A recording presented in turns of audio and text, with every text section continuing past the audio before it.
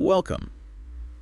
Today, we're undertaking a necessary but very sober examination of a case that remains a horrifying inflection point in Ireland's recent criminal history. We're talking about the killing of 17-year-old Keane Mulready-Woods in January of 2020. It was a crime that truly stunned the public, not just because of the victim's age, which is tragic enough, but because of the calculated and savage brutality of it. Right. So our purpose here is to move carefully through the sources we have, the investigation reports, the legal filings, the convictions, to really understand the full context. The context is key. The brutal Drogheda Feud it emerged from, the criminal figures involved, and, I think most importantly, the shocking message the killers intended to send. That intentional message, that seems to be the core difference here, doesn't it? This was far beyond a typical gang murder. It was. I mean, Keane Mulready-Woods was a teenager. And the subsequent actions, the kidnapping, the killing, and then the meticulously planned dismemberment and dispersal of his remains. It was all designed as an act of visceral, almost theatrical intimidation. Aimed directly at a rival criminal faction. Exactly. And before we start, I think it's essential we acknowledge the profound tragedy of a 17-year-old's life ending in such an utterly violent way. We are approaching this strictly through the factual record. We absolutely must. The victim's youth, it just casts a permanent shadow over the entire investigation. So to understand how a crime this extreme could even happen, we have to start with the victim himself. And the pressurized, violent environment of the Drogheda Feud that he was operating within. So let's start with Keane Mulready-Woods. What do the sources tell us about his life, his brief life, outside of this criminal narrative? Well, Keane was born on February 5th, 2002, in Drogheda, County Louth. He was killed on January 12th, 2020, so he was just shy of his 18th birthday. Just a child, really. He was. We know he came from a family with 3 brothers and 1 sister, and he attended St. Oliver's Community College for a time before dropping out. And there are details that show a life outside the violence. Yes, and it's important to remember them. He was known to be a really enthusiastic fan of motocross. He even had his own scrambler bike. His cousin actually recalled him as being the best scrambler rider in Drogheda. And these small details, they humanize him. They make his subsequent descent all the more disturbing. It paints a picture of a young man who had normal interests, potential even, but the sources show just how quickly he was pulled into a very dark and dangerous world. At what age did his criminal path really start to accelerate? The signs were there quite early. He first came to the attention of youth workers when he was only 14, and that was following an accusation of assault. 14. And that timeline accelerates dramatically from there. By the age of 15, the allegations were, they were far more serious. He was suspected of pointing a gun at a shop manager. And this is caught on camera. It was reportedly captured on CCTV, yes. So to go from a minor assault accusation to a serious firearm offense in just 1 year, it shows a frighteningly rapid escalation. It suggests he was being absorbed by very serious players. And what role did these players have for him? He wasn't just a troubled teenager. He was actively involved in the dynamics of organized crime. That's absolutely correct. He was deeply embedded in a specific faction within the Drogheda Feud. And which one was that? The one led by Cornelius Price and Owen Maguire. And his specific assigned function was to intimidate and threaten people who had unpaid drug debts. He was essentially a young, violent debt collector for the gang. It's chilling to think of a boy, 16 or 17 years old, being tasked with those kinds of duties. And the source material shows his commitment to that violence wasn't just theoretical. No, we have concrete evidence of his participation. A year before his murder, he received a 4-month suspended sentence. For what? For petrol bombing a house. And the target of this, in fact, was the mother of a boy who owed money to the very gang Mulready-Woods was working for. So by the time he's 17, he's progressed from low-level threats to direct acts of arson and violence. Clearly establishing him as an active and therefore vulnerable combatant in this feud. Okay, so let's take a step back and establish the context of the Drogheda Feud itself. For listeners who might not follow the intricacies of Irish organized crime, what was at the root of this conflict? The Drogheda Feud, it essentially boiled down to a hyper-local yet incredibly violent battle for control. Control over the drug trade. Control over drug distribution in the town and the surrounding areas of County Louth. It wasn't about ideology. It was pure economic power, driven by drug trafficking. And who were the main factions? The conflict involved several interconnected families and criminal groups. On one side, you had the faction led by Cornelius Price and Owen McGuire, the side Mulready-Woods was aligned with. Okay. On the other side, you had a rival faction that became known as the Anti-McGuire Group, which included figures like Richie Carberry. It was a cycle of escalating retaliations that really began around 2018, defined by intense internal hatreds and very public displays of violence. So Keane Mulready-Woods was a foot soldier for the Price-McGuire group in a war that had been raging for a couple of years. Given that escalating violence, did authorities recognize that he himself was a target? They absolutely did, and this is a critical point that underscores the danger he was in. The sources state that just 8 days before he disappeared, Gardaí had already provided Mulready-Woods with an official warning. A formal warning? Yes, a formal warning that his life was under threat. This is a stark indicator that law enforcement was fully aware that he was a marked man in this conflict. And despite that official warning, he remained in the area. His final movements, they're recorded on the evening of January 12, 2020. Yes. He was last sighted around 6 p.m. that Sunday at St. Dominic's Bridge in Drogheda. And what makes this detail so poignant is the mundane, everyday request he made to his mother just moments before he vanished. He called her. He called her to ask if she could leave money out so he could get a taxi home later that night. It's just a moment of complete normalcy, a kid asking for taxi fare, and it's followed by an absolute void. He intended to go home. He did. But he was intercepted, and by the following afternoon, his family was posting urgent pleas on social media, realizing he had simply disappeared. This rupture takes us directly to the chief figure who appears to have orchestrated this extreme act of violence, Robbie Lawler. He was operating on a completely different level than a teenage debt collector. A completely different level. Let's unpack who Lawler was. Yes, his position within the broader criminal landscape. Robbie Lawler, born in 1985 in Coolock, Dublin, was 36 when he died. He was known nationally as a high-level organized criminal. He wasn't a regional operator. His specialty was killing. His specialty was professionalism in killing. He was explicitly identified by investigators and media sources as a career hitman and killer for cash. This immediately places him at the very top of the hierarchy of violence. And a professional killer's reputation is everything in that world.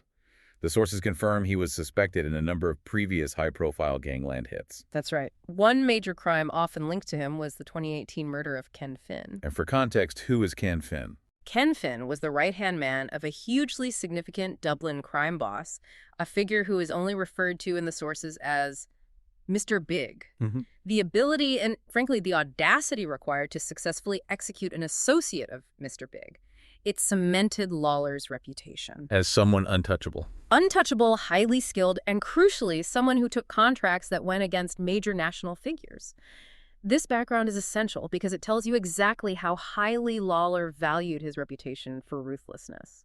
So if he was a Dublin-based high-level hitman, how did he end up getting directly embroiled in the Drogheda feud, which was initially a local conflict in Louth? His entry point was familial. Lawler's brother-in-law, a man named Richie Carberry, was actively involved in the anti-McGuire faction of the feud. So he was on the other side from Mulready-Woods. Precisely. Carberry himself was later murdered in November 2019. Lawler, therefore, was involved in the side that was actively targeting the Price-McGuire faction. He was operating out of County Meath at the time, but his influence stretched across the region. And now we arrive at the pivotal moment.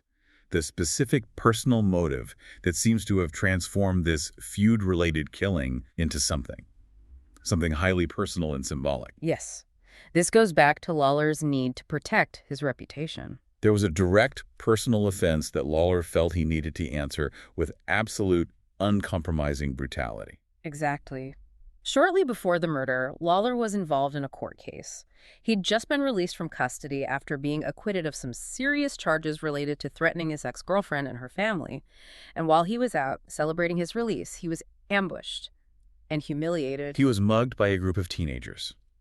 And the sources strongly suggest that Keane Mulready-Woods was among the assailants. Yes, and the critical detail here is what was stolen. The teenagers took Lawler's gym bag, and inside this bag was a pair of flip-flops. Flip-flops? Yes. This wasn't a robbery for cash, it was an act of public disrespect. And the humiliation reached its peak when photos of the assailants, possibly including Mulready-Woods wearing Lawler's stolen flip-flops, were then posted online and circulated in criminal circles. Let's just dwell on that for a moment. For a professional, high-stakes hitman, someone whose entire status depends on the perception of fear and invulnerability, What does being mugged by teenagers and having his stolen footwear broadcast online, what does that do to his reputation? It's catastrophic. Yeah. I mean, in the highly image-conscious, fragile world of organized crime, reputation isn't just about status, it's about survival, it's about business. Right. If a high-level enforcer like Lawler is seen as vulnerable enough to be physically overwhelmed and publicly mocked by a group of teenage foot soldiers, he loses face. Yeah. Completely. This isn't just an insult, it's an open challenge to his authority. So the response had to be equally theatrical, equally terrifying to reestablish that authority. It had to be.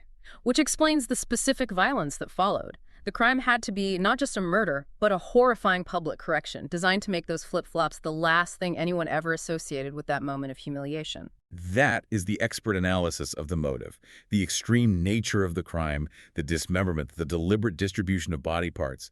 It all went beyond simply eliminating a threat. It was Lawler's calculated response to reclaim his standing. It became an intensely personal vendetta executed on the young man who is believed to have participated in his public shaming, turning the act of murder into a chilling warning to anyone else. That sets the grim stage for the timeline of discovery, which began immediately after Mulready-Woods disappeared.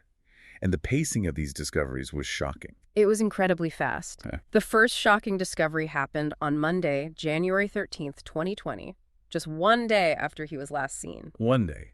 Around 10 p.m. that night, a local person found a sports bag containing human remains in Coolock in Dublin, near the junction of Moatview Gardens and Moatview Drive. And the method of disposal itself was clearly meant to be visible. Oh, yes. Witnesses saw the bag being thrown out of a dark-colored car that was passing by. Inside the bag were the remains, and crucially, a detail that connected everything. The flip-flops. A pair of flip-flops. This was immediately interpreted by investigators as Lawler's chilling signature, explicitly referencing the humiliation that drove the murder. The fact that the remains were dumped in a major urban area rather than discreetly buried underscored the communication aspect of the crime. But the body parts were not all found in one location. The killers continued their grim dispersal. They did. 2 days later, in the early hours of January 15th, further human remains were discovered in a completely different area of Dublin, Drogheda. And these were? These remains, suspected to be the head and hands of the deceased, were found inside a burnt-out car in Trinity Terrace. The deliberate scattering of the remains across Dublin. It must have been designed to maximize the psychological impact, and maybe to complicate the investigation. Precisely. The Gardaí were able to move quickly, however. DNA tests confirmed on January 15th that the limbs in the Coolock bag belonged to Keane Mulready-Woods. 2 days later, they confirmed the remains from the burnt-out car in Drumcondra also belonged to him. So the investigation immediately understood this was an act of maximal terror. And communication. Yes. And yet, despite these major discoveries, the central part of the body, the torso, remained missing for a very long time. It was the single most crucial missing piece of evidence, and its absence complicated the investigation significantly. Mulready-Woods' severed torso remained missing for over a year. Over a year. It was finally recovered on April 1st, 2021, on a site next to Rathmullen Park in Drogheda. DNA tests confirmed the identity. The fact that it was found in Drogheda, close to the location of the murder itself, suggests it was either disposed of in a hurry or perhaps held back for a period of time. The sources outlined a very calculated theory from the Gardaí about the killer's original plan. What was the ultimate message they were trying to send? Investigators concluded that the initial maximal plan was to use the remains as the ultimate provocation. The goal was to dump the body parts directly in front of the homes of the leaders of Mulready-Woods' faction, the Price-Maguire group in Drogheda. That would have been the ultimate form of disrespect and a public declaration of dominance. So why did that plan fail? Why were the parts thrown hastily into Coolock and Drumcondra instead? The source material suggests a narrow miss. Those transporting the remains, likely Robbie Lawler and his associates, were forced to quickly abandon the plan after they narrowly avoided encountering Gardaí while driving. So it was a sudden disruption. It was. This sudden pressure forced them to quickly dispose of the bags in random Dublin locations instead of completing the highly visible intended delivery in Drogheda. This detail suggests that while the crime was meticulously planned in its brutality, the cleanup operation faced real-time disruption. That missing torso, the fact that it was missing for over a year, that presented a serious legal and technical hurdle for the prosecution, didn't it? A massive hurdle. In any murder investigation, securing a definitive cause of death is critical. Gardaí believed the murder took place in Drogheda, likely at a specific house that became the focus of their search. But without the torso, the state pathologist could not determine the fatal injury. Because it was suspected to have been delivered to that missing part of the body. That's right. And what is the practical impact of not having a definitive cause of death on a murder charge? It makes it incredibly difficult. It makes securing a murder conviction extremely difficult. A murder charge requires the prosecution to prove beyond a reasonable doubt that the accused caused the death, and ideally, how they caused it. So when the primary evidence of the fatal injury is missing, the case shifts. It does. Investigators openly worried, as the sources note, that the torso was disposed of deliberately to frustrate the investigation. It's a grim tactic aimed at preventing the necessary forensic evidence for the most serious charge. The source material points out that securing convictions in cases with partial or missing remains is extremely difficult, citing the murder of Elaine O'Hara as a rare exception. But an exception that proves it's not impossible. Not impossible, but the legal resources and challenges required for such a case are immense. The missing torso, even after its discovery, added immediate, profound complexity to the initial inquiry. Let's shift our attention now to the immediate public reaction to this tragedy. The funeral, held just a month after the murder, became a moment of public condemnation. The funeral was held on Thursday, February 13th, 2020, at the Holy Family Church in Ballsgrove, Drogheda. And importantly, as you said, the torso was still missing at this time.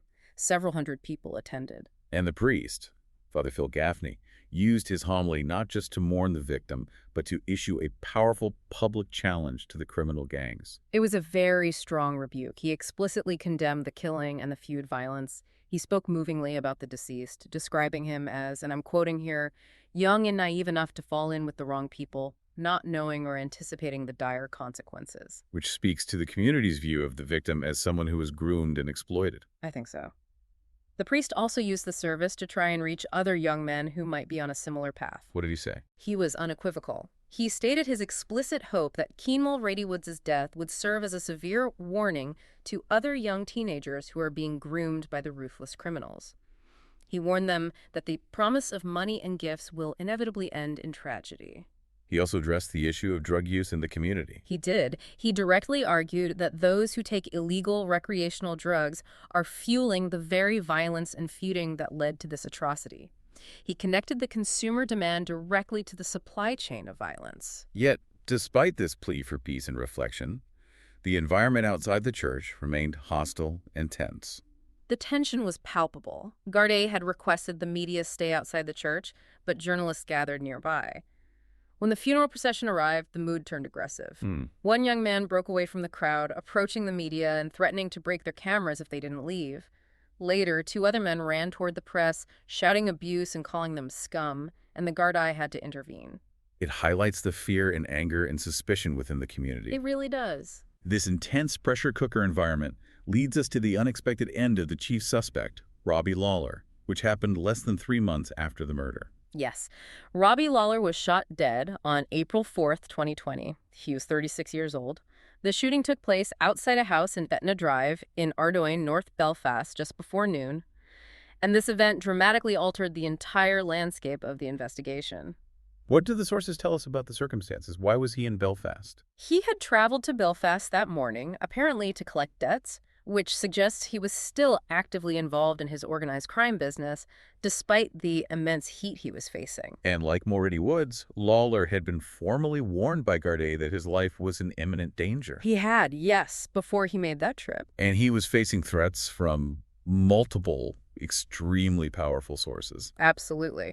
Not only was he the clear target of retaliation from the Price-Maguire faction of the Drogheda feud, the natural consequence of the Mulready-Woods killing, but he was also known to be in open conflict with Mr. Big, the Dublin crime boss whose associate, Ken Finn Lawler, was suspected of executing. Exactly. So Lawler's murder was the convergence of multiple high-level vendettas. The subsequent investigation, which involved both the PSNI and the Gardaí, suspected he was taken out by a single professional gunman. And his death, despite his criminal status, was still officially condemned by authorities. Yes.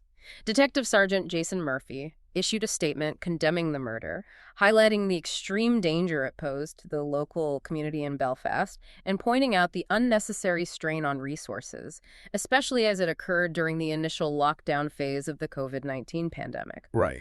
Political figures, including Minister for Justice Naomi Long and Sinn Féin MLA Jerry Kelly, also publicly condemned the shooting. The consensus was that this was a destructive act of organized crime, regardless of the victim's own horrific actions. So Lawler's death meant the primary perpetrator could not face trial. But the investigation into the cleanup and facilitation of the murder continued. Let's turn to the legal fallout and the convictions secured against those who helped cover up the crime. This is where the forensic details become crucial. The meticulous forensic work at the suspected murder scene was what allowed investigators to secure convictions against Lawler's accomplices. We have to start with the case of Gerard McKenna. McKenna, aged 50 at the time, was jailed for 4 years in March 2022 for cleaning and removing evidence. The sources provide significant detail on how he was implicated. The chain of events around McKenna's involvement is very telling. On January 12, 2020, the day Mulready-Woods disappeared, McKenna was ordered by an unnamed criminal, who the Gardaí stated was now deceased, likely Lawler, to stay away from his own house that night. He's forced to stay with a friend. Yes, and when he returned, he was immediately told to clean the house, even though the source material notes it looked clean to him initially. So the urgency of the cleanup is clear from his actions. It is. He was instructed to clean comprehensively. He went out and purchased paint and 3 pallets of new flooring from a friend. The intent was clearly to rip out the existing floor, replace it, and repaint walls. A desperate, large-scale effort to erase forensic evidence. Suggesting an extremely violent crime had just taken place inside those 4 walls. And the forensic evidence that was eventually uncovered. It firmly established McKenna's house at the crime scene. What specific details did the teams find, despite his attempts to clean? The forensic details are stark and undeniable. Despite the cleanup, forensic teams found Keane Mulready-Woods' blood evidence in multiple locations within the house, Proving it was the site of the murder and dismemberment. Yes. Furthermore, investigators tracked the removal of items. They found blood spatter on one part of a couch that had been moved into the back garden. And the other half of that couch was found further away. Yes, the other section of the couch had been moved roughly 70 meters away to a green area where it was intended to be burned. And at this secondary burn site, investigators made another crucial discovery: a ballistic vest belonging to Keane Mulready-Woods. McKenna denied any knowledge of the vest. He did, but the proximity of the items and the blood spatter connected his property to the entire operation. And the evidence linking him to the disposal didn't stop there. No. A car parked nearby in a lane added yet another layer. Inside the car, investigators found an axe that was stained with blood and contained a human bone fragment. The keys to this specific car were found inside McKenna's home, Firmly linking him and his property to the tools used in the dismemberment. and the subsequent removal of evidence. His 4-year sentence reflects the seriousness of his complicity in frustrating a murder investigation. He facilitated the erasure of the most brutal evidence. This systematic dismantling of the crime scene eventually led to charges against other figures, most notably Paul Crosby. Paul Crosby was another key component in this facilitation network. He was arrested in February 2021 while he was already serving time in Mountjoy Prison for unrelated offenses. He was charged with murder in May 2021 and, along with one other man, was sent forward to the Special Criminal Court. And it's worth pausing to explain the significance of the Special Criminal Court. Why are cases like this heard there? The Special Criminal Court is a non-jury court specifically established to deal with cases related to organized crime and terrorism. It's used when the level of intimidation is deemed too high to ensure the safety of a jury or to guarantee an impartial verdict. So the fact that the state sent Crosby's case there immediately signaled the high-level, organized nature of the crime. It did. And what was the eventual outcome for Crosby? He was charged with murder, but he took a different route. In December 2022, Paul Crosby pleaded guilty not to murder, but to the charge of facilitating the murder and dismemberment of Keane Mulready-Woods. A significant plea deal. It is. Facilitation means aiding the crime, whether by setting up logistics, securing the location, or helping with disposal, rather than being the person who inflicted the fatal blow. It suggests his role was managerial in the aftermath, rather than as a primary executioner. And we should note that Crosby, like the others, was actively embroiled in the feud and was himself a target. Absolutely. The violence was immediate and continuous. The sources note an incident on January 13, 2020, the day after the murder, when Crosby was with a 29-year-old woman associate. A gunman attempted to target him but missed, instead shooting and injuring the taxi driver they were traveling with. It just underlines the incredible, unrelenting danger that defined their lives. It does. And that investigation into the facilitation network led to other arrests as well. Right, there were others involved in the logistics. That's correct. The 29-year-old woman who was with Crosby during that taxi shooting was arrested in February 2021. Investigators suspected she played a central role in the logistics, including helping to clean up the crime scene. She was arrested alongside a 23-year-old man who the sources described as a very minor player, also suspected of assisting with the cleanup. Which supports the theory that the murder and the cover-up were highly coordinated. Involving multiple individuals working under the command of Lawler. Okay, let's step back now. What are the key observations that define this tragic and disturbing chapter in the Drogheda feud? What stands out here is the use of extreme theatrical violence as a form of nonverbal psychological communication between criminal organizations. The entire operation, the murder, the dismemberment, the distribution of remains, the inclusion of the flip-flops, was designed to restore Robbie Lawler's reputation and instill maximum terror in his rivals. It revealed a cold, organized cruelty that was far beyond the routine violence of drug feuds. It did. And the tragic figure at the center of this, Keane Mulready-Woods, embodies the terrible consequence of criminal grooming. The priest's comments about him being young and naive resonate because the facts support the idea that he was a disposable asset. Absolutely. He was drawn in early, quickly escalated his violence for the gang, and when he was perceived to have directly undermined the reputation of a key figure like Lawler, he was dealt with ruthlessly. His age, 17, just highlights the extent to which these organizations target and utilize vulnerable youth in their conflicts. And the investigative timeline really shows the strategic intent. The fact that body parts were scattered in Kulak and Drumcondra, initially intended to be dumped on gang leaders' doorsteps in Drogheda. It confirms this was a terrifying message, not just an effort to hide the evidence. And the discovery of the torso eventually provided closure, but also confirmed the immense initial challenges the Gardaí faced in trying to build a bulletproof case for murder. This brings us to a significant final question that the sources compel us to consider. The case against the killers faced serious technical hurdles, especially with the difficulty of proving the exact cause of death without the torso. But the biggest factor altering the course of justice was the death of the chief suspect, Robbie Lawler. He was executed before he could ever stand trial. Right. And this raises an important question for you, the listener, to consider.